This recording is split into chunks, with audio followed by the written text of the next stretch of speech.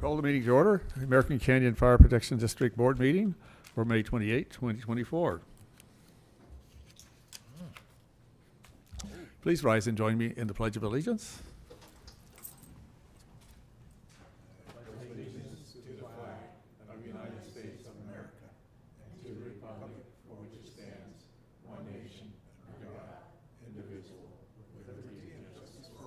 Thank you.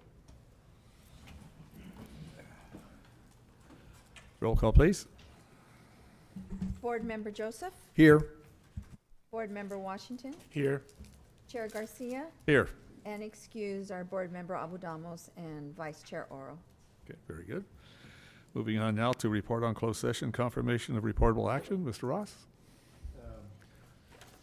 Chair and board members, you adjourned into closed session at 5:31 p.m. After ascertaining there were no comments, public comments on the matters agendized for closed session consideration, you completed your closed session. At 6:24 p.m., I'll do a written report upon return consistent with the provisions of Government Code Section 54957.1B. That would conclude the report unless there are questions. Any questions, board members? No, sir. Thank you, Mr. Ross. We'll move on with our agenda. Proclamations and presentations. There are none this evening. Public comment is open on any matter not on the agenda. Is anybody online? Or any? No, Chair. Nothing received. All right. Thank you very much. We'll close public comment then. Move on to agenda changes. If there's no item being pulled, I will accept a motion for the consent calendar. I'll make that motion. And I'll second. Motion second. Roll call, please. Board Member Joseph, Yes. Board Member Washington, Yes. Chair Garcia. Yes. Thank you, board. Moving on in the agenda, we have no public hearings this evening. On to business item, capital improvement plan. Thank you, Chair. Tonight's item is a culmination of several months of work. We've discussed it previously with our Finance Subcommittee several months ago. This is a receive and file item, but we felt that it was very important to show the board that we have developed a comprehensive capital improvement plan for the next 10 years. It gives us a snapshot on some of the realities of maintaining and operating a high-level fire district such as we have here in American Canyon. It also shows that we're being very good stewards of the taxpayers' money by taking a very methodical approach to some of the expenditures that we have, and we have a plan for them. So again, this is a receive and file and informational topic. So we'll start first with, if you go to that one right there, fleet, facilities, and equipment.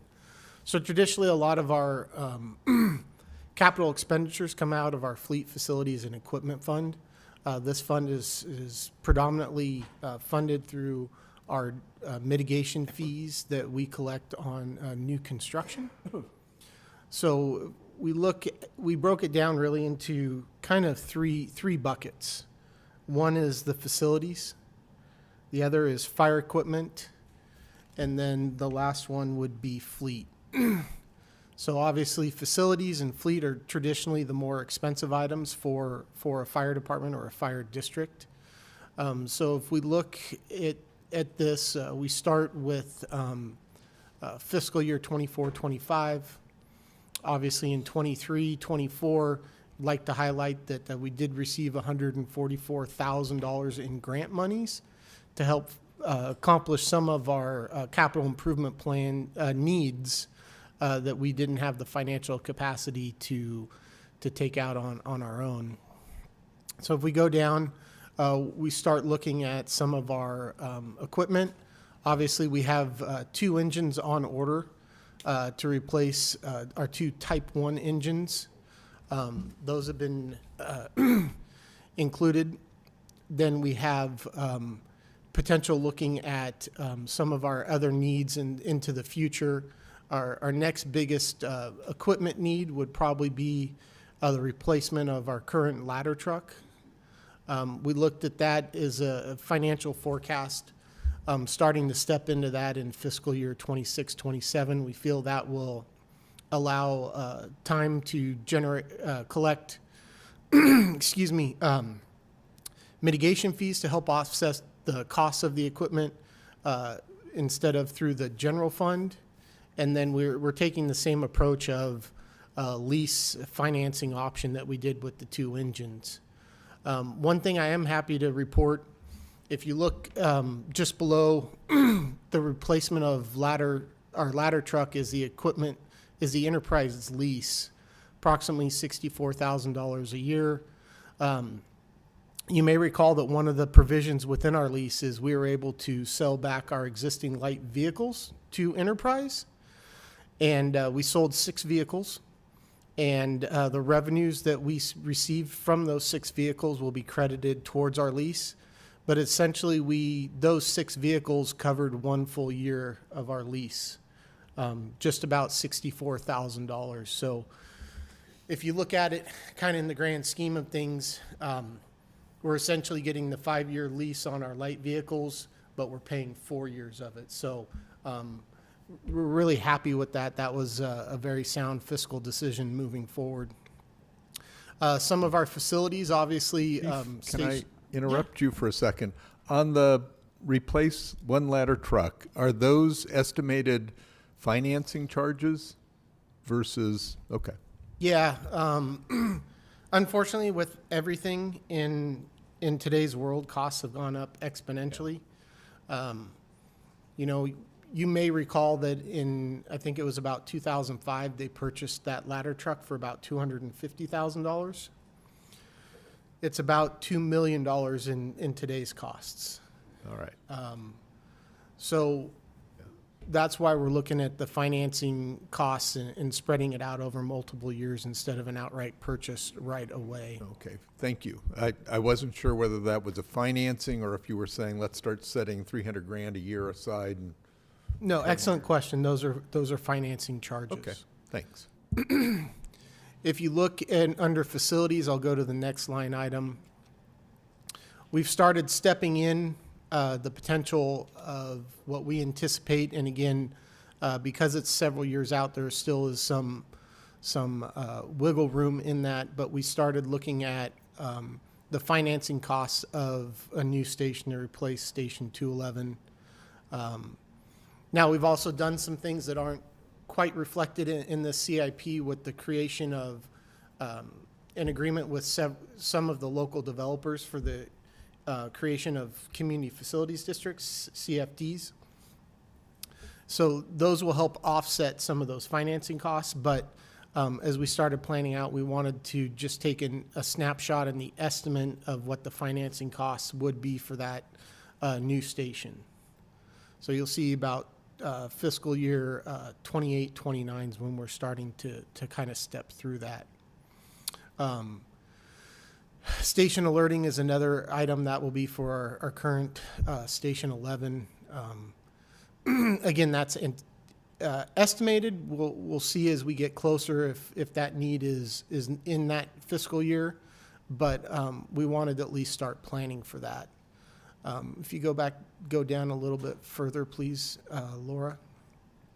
Then we start looking at our equipment, not fleet, but equipment. Structural firefighter turnouts is one of the biggest items. OSHA gave us a gift earlier this year that essentially mandated that all personal protective equipment is now only good for 10 years from date of manufacturer. In the past, we've been able to spread out some of the purchases of personal protective equipment by doing annual testing, and as long as they pass the test, we're able to keep them in service. But with this, I'll refer to it as an unfunded state mandate. We need to now start looking at, we did a comprehensive survey of our existing personal protective equipment, looked at a plan where we would buy a certain percentage each year so that essentially when we got fully up and running, then every 5 years we would be replacing a set. the older set would go into like a reserve status for the employee. So they would have 2 sets. So if they go to a structure fire, they need to get their gear decontaminated. They have another set that they could wear while that gear was getting decontaminated. So that's kind of the phased in approach with a lot of our PPE, not only just the structural turnouts, but wildland gear as well. Now you'll see also on fiscal year 23-24, approximately $40,000 for mobile radios. Those were for the new fire engines that we ordered. We were able to use some of the funding to purchase those because we have to have them on hand because the manufacturer installs them when they start building the fire engine. So we need to have those on hand. And quite honestly, when we're starting to look around, the manufacturer was saying that they had about an 18-month lead time. So we had to make that purchase a little bit earlier because of the lead time. We couldn't delay the construction of the fire engines for the radios. So we made a leap forward on that, and we're able to accomplish that. If you start looking at like EMS equipment, start phasing some of that in at fiscal year 25. Those are for a couple items. One is what we refer to as our Lucas device. It's a essentially a machine op that we were able to put on a patient when they suffer a cardiac arrest. It provides the highest level of chest compressions possible and allows, as we move the patient, whether from the position we find them in to the gurney or from a top floor of a building down to the ground floor where we can get them in the ambulance, that allows compressions to be continued the whole time to where back in the early 1900s when I first started, it's just a joke, we actually had to stop compressions as we were moving the patients because you just physically couldn't do that. I've seen that under operation with the staff, firefighters, paramedics. Yep. That's a very impressive piece of equipment. It is, and that is one of the reasons we enjoy a higher success rate than the national average when it comes to cardiac arrest events here in American Canyon is because of that tool. Then as we start moving out further, some of our cardiac monitors, though we're starting to phase in the purchase of them prior to their useful life being ended so that we're ensuring that we're giving our crews the best possible tools to accomplish the job and also minimizing any potential mechanical downtime for those by ensuring that we have items replaced prior to their essentially end of life use. If you want to scroll a little bit to I'm going to say my right, your left, you can see as we move out, again, it's projected all the way out through fiscal year 33-34. But really the intent of this program is it gives us, we understand that this is a plan. However, it is always subject to the fiscal availability to purchase these items and make them forward. But it gives us a plan to move forward so that we can start budgeting for them. And it will actually start also being our guiding document for when we start to pursue grant funding opportunities. We can look at what items over the course of the next 10 years would be our priorities for potential grant funding sources. So that's really it in a nutshell. I'd be happy to answer any questions or go in depth on any more subjects if you would like. How do you address inflation with these numbers going forward? I mean, clearly it's going to continue. So. That is always a challenge, right? I mean, So do you revise these at certain times? Yeah, we've tried to build in a conservative level of inflation. However, if we experience like we just did with inflation that kind of spikes, then we're going to have to readjust. But Ladder truck example you gave was one of those. Yeah. it could be. Again, it's tough when you're doing a plan this far out to actually truly know what the inflation impacts are going to be. So we had to land on what we felt would be a conservative number for the inflation, and then obviously prior to any purchase, we're going to have to really look at the numbers, but this at least gives us a guiding light Yeah. as we move forward in subsequent fiscal years. Thank you, good, yeah. Other questions? Yeah, Chief, on the SCBA's, I think you have it in the first two columns, 25 and 27. The $9,000, is that maintenance or that more containers, bottles that you Those need? are specialized SCBA's for our rescue team. That's just a one-time purchase, and it's not like a 5-year? No, most of the SCBA's have about a 15-year lifespan. 15 years, okay. And that's the manufacturer's recommendations. So the current SCBA's we have prior to me getting here were purchased off a grant. So those are some of the smaller nuanced, smaller items that weren't included in the previous grant, but we feel are important to make the investment in for the safety of our crews and operational capacity. Okay, thank you. Any other questions? No, sir. Okay. Is that the end of your report? It is if there are no more questions, yes. Board ready for public comment? Well, the only question, I mean, this is the expenditure side. So the revenue stream would be just the impact fees and contributions from the general fund? Yes, we tried to match up our expenditures with what we anticipate as impact fee revenue, as well as we've done our fiscal forecasts, we anticipate as the city, which is the predominant population source for the fire district, as the city continues to build out, there's going to be some general fund capacity in the outlying years to help do this. But that's why I said this is a receive and file, because this is still a moving target. It's just, we've got to have something to base our decisions off as somewhat of a guiding light, knowing that there are going to be economic pressures that may affect the CIP in one way or the other. Well, it's certainly good to see you mapping it out 10, 15 years out, knowing the kinds of equipment and facilities and trucks you need. So it's always very good when anybody plans out what they're going to need down the road. So I'm happy with it. Okay, thank you. Board ready for public comment? Yes, sir. Public comment on this matter is open.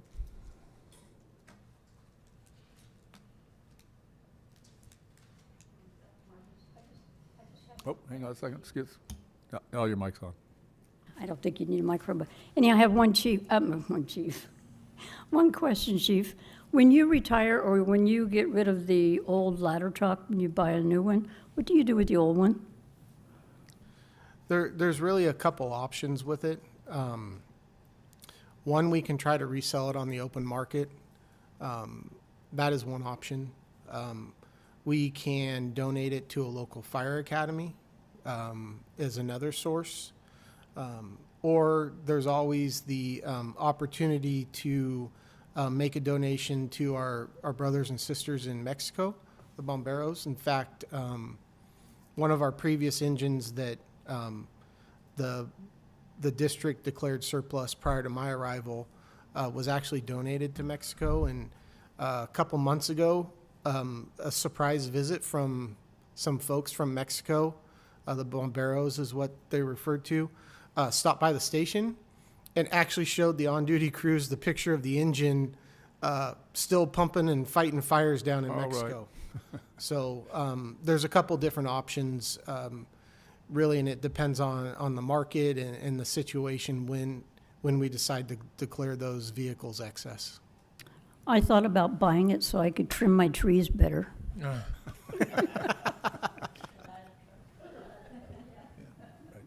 Any other public comment? Do we have anybody online? No, Chair. Okay. But there's no other public comment, then I will close public comment at this time. Return to the board for action. I believe this is a receive and file. One more comment, because I thought Beth was going to talk about the CERT program.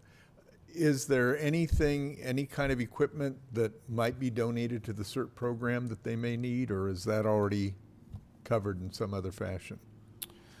No, that's certainly something that we would look at when situationally, depending on the equipment. Obviously, a ladder truck would not be one of those items that would be appropriate for CERT. But we would certainly look at that prior to declaring any items that we felt would be of use to CERT and make that option available if it was warranted. Okay, thanks.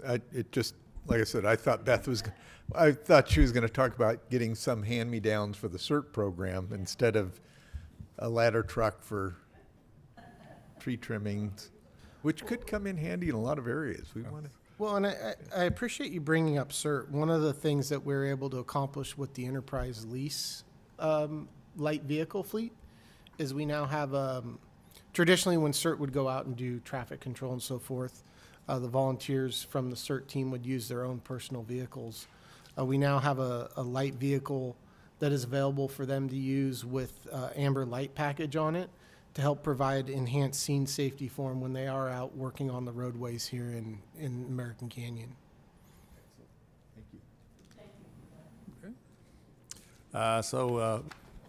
With the action required, board members?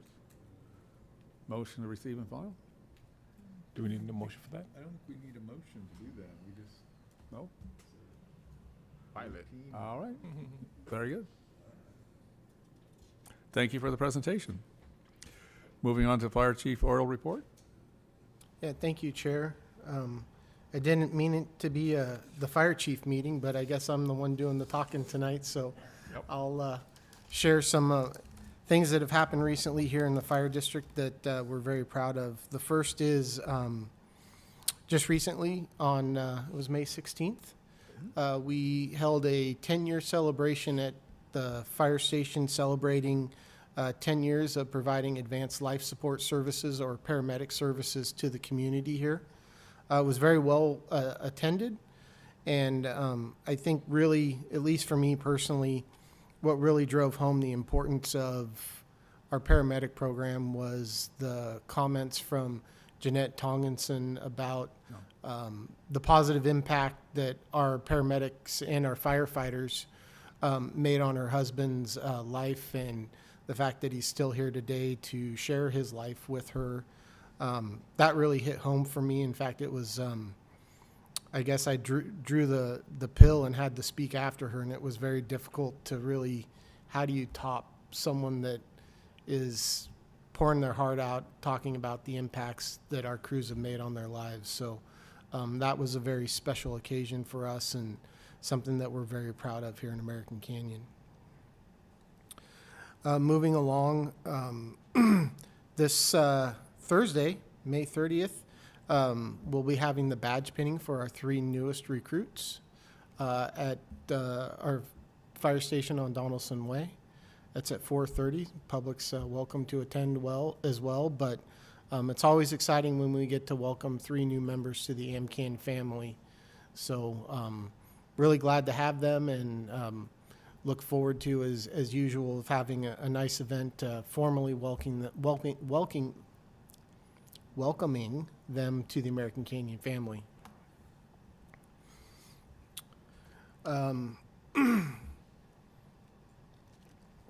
This is just a general reminder to the public. June 1st is when we start our enforcement for our weed abatement program here in American Canyon. And really that program is to help ensure that American Canyon truly is the safest community as possible for all the residents here by ensuring that their annual grasses and so forth are trimmed up around their homes to help minimize not only the risk of wildfire extending to their homes, but also a structural fire extending to the wildland and potentially impacting more residents in that area. And that's really a nice segue to the next item, which is really a partnership between several different agencies. The City of American Canyon, the American Canyon Fire Protection District, Napa Firewise, and Napa County is the sheep grazing that you see or have heard about starting in Newell. Napa County and Firewise were able to provide, I was able to make some connections and and so forth with some existing relationships, and Napa County through Firewise is providing a substantial amount of funding to help that project go. And provided that Firewise and the county renew their contract, they've also pledged additional funding for next year for the same project. So another way that we're able to help minimize some of the fire risk by the use of using sheep for grazing. There's multiple management objectives that are accomplished through the sheep grazing, but obviously at a fire board meeting, we want to talk about the mitigation of wildfire risk. But that's been a very good partnership with several different entities rallying together for the common good of the community. Very good.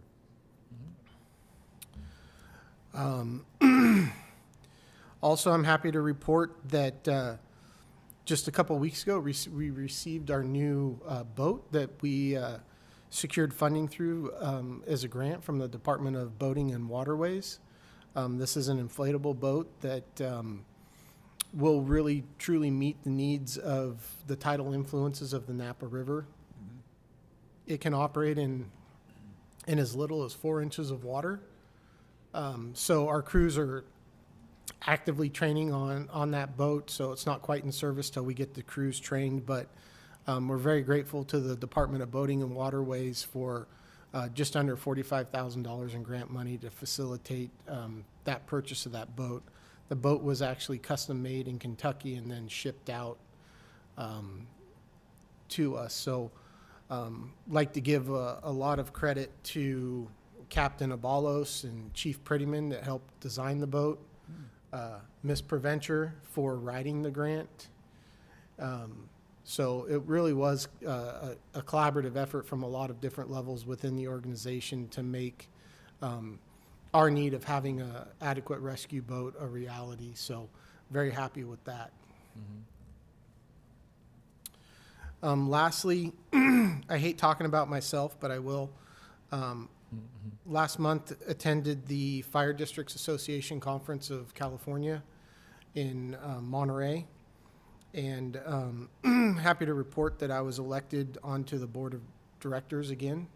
I'm the Zone 1 director for the Fire Districts Association, as well as I have a couple of ancillary duties with that is. Well, congratulations. Thank Thank you. Thank you. I'm also now one of the fire district representatives on a joint legislative task force between Cal Chiefs and the Fire Districts Association. So a lot of that really is reviewing pending legislation and then addressing the impacts or potential impacts to the fire service, and then working with the advocacy group, PPA, which is retained by both Cal Chiefs and the Fire Districts Association, to help ensure that the legislation can be a benefit to the fire districts and the fire service as a whole in California. Another ancillary duty is I'm one of the fire district representatives for the State Education Advisory Committee. So that is a group made up of Cal Chiefs, Fire Districts Association, State Fire Marshal's Office, and so forth, where we meet quarterly and review and make recommendations on proposed training requirements or class training updates to the State Fire Marshal for hopeful implementation. So again, I don't like talking about myself, but I'm honored to be able to represent the fire districts and the California Fire Service on a couple different levels at the state level. And really, my motivation for that was ensuring that as your fire chief, I'm the most educated and engaged that I can be, not only for the state level, but for the American Canyon Fire Protection District. Thank you, Chief. I'm sure we all appreciate the fact that, you're gaining more knowledge and sharing your knowledge and experience, and that just makes for a better service for everyone. Thank you. Thank you. And that concludes my report for this evening. Happy to answer any questions that the board or the Questions public from may board have. members? No, congratulations on all those accolades. Nothing further there. We'll move on to chair board comments, committee reports. Anything? No, sir. Any future agenda items? Okay, very good. Well, board members, we have concluded our business for the evening. We are now adjourned. Thank you all. Good night, American Canyon.